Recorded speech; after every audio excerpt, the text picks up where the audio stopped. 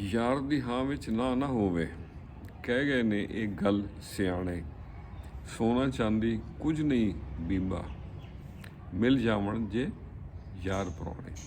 ये एक मेरी पुरानी नज़म के शेर हैं।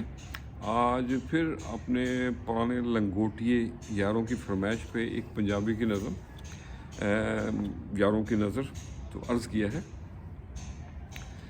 दिल नूं खोली यारां नाल, मिठा बोली यारां नाल,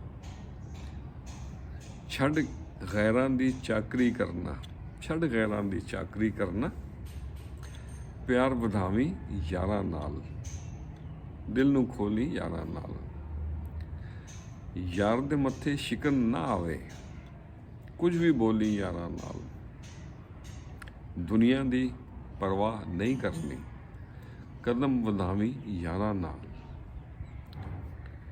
हर पासे जद घुप अंधेरा, हर पासे जद घुप अंधेरा, रोशन किरणा यारां नाल, दिल नूं खोली यारां नाल। और अगला शेर है। फुल्लां जैसे कलियां वर्गे, फुल्लां जैसे कलियां वर्गे, हसीए खुल के यारां नाल, कूद गए हम इश्क समंदर, कूद गए हम इश्क समंदर, मज़ा डुबण दा यारां नाल।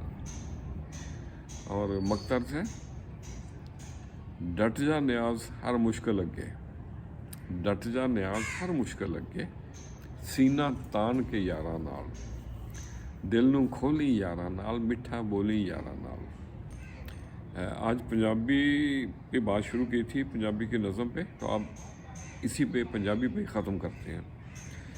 सच्चे यारां नूं शफा ही समझो, दुखदे दिल दी दवा ही समझो, दिल ते ना लई गल न्याज, यार दी जफा वफा ही समझो। खुश रहें और सबके साथ आसानियों का सबब बने। अस्सलाम वालेकुम।